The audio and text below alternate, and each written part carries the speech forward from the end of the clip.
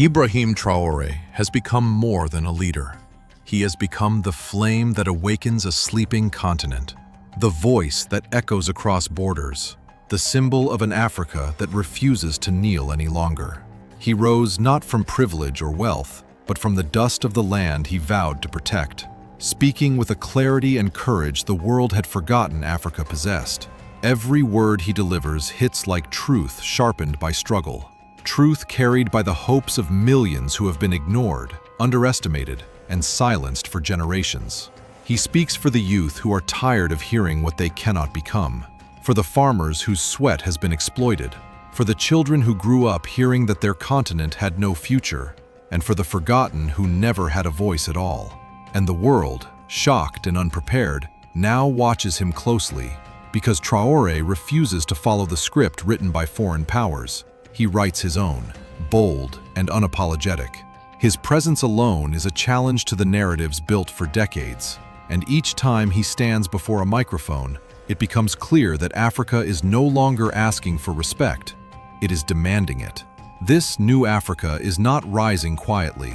It is rising with thunder in its footsteps and fire in its eyes. The old fears, the old manipulation, the old chains, they are starting to crack under the weight of a generation that refuses to bow. Traoré is not leading from above, he is leading from within, walking beside his people with an honesty rare in leadership, an honesty that spreads like wildfire across the Sahel and beyond.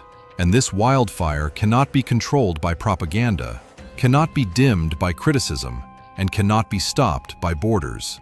It is a wildfire of identity, unity, dignity, and truth, a truth the world can no longer ignore, because something historic is happening in Africa, something powerful, something unstoppable, and at the center of this awakening stands a young leader who speaks not with fear, but with conviction carved from reality. This is not the end of the story. This is not even the beginning of the rise. And this silence, once broken, cannot be repaired.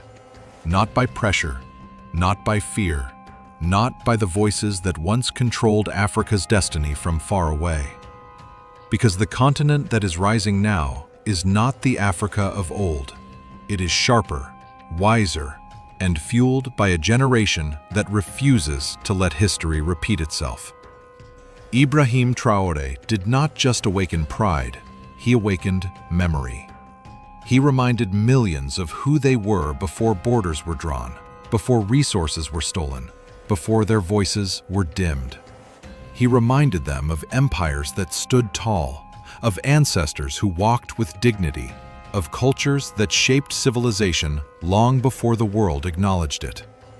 And once a people remember their worth, they become impossible to control.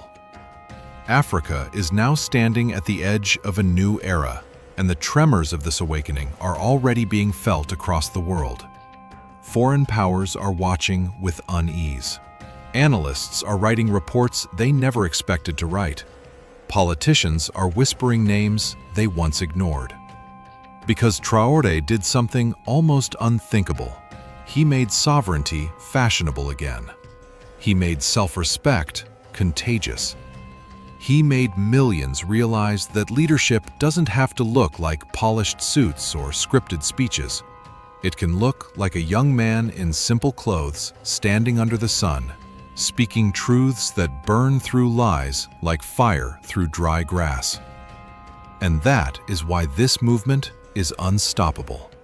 Not because of anger, but because of clarity. Not because of force, but because of identity. Not because of fear, but because of vision. People are not following Traoré because they have to. They are following him because he represents everything they wished their leaders had been. Honest, present, unafraid. A man who stands with the people, not above them. A man who carries the weight of his homeland like a shield, not a burden. A man who speaks to the world not as a subordinate, but as an equal. Across Africa, the youth are watching him and seeing themselves in his courage. They are seeing possibility where they once saw limitations. They are seeing a future written by their own hands, not dictated by outsiders. The people who once felt invisible now walk with their heads higher.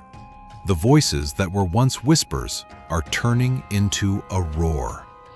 And the world is beginning to feel that roar approaching. This is not a revolution of guns. It is a revolution of minds, a revolution of identity, a revolution of dignity. And Traoré's greatest power is not in his position. It is in the belief he has restored in his people. A belief that Africa's story is not over. A belief that Africa does not need saving, it needs freedom. A belief that the continent's strength was never lost. It was only buried beneath years of silence. Now, that silence is gone, forever.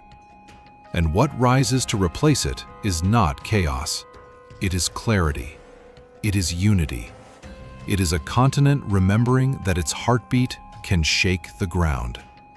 And Ibrahim Traoré stands at the center of this storm, not because he sought greatness, but because greatness arrived when he chose to stand up. This movement will not fade. This fire will not die. This awakening will not be reversed. Africa has stepped into its destiny, and the world will be forced to adjust, forced to listen, forced to accept that the era of underestimating Africa is over.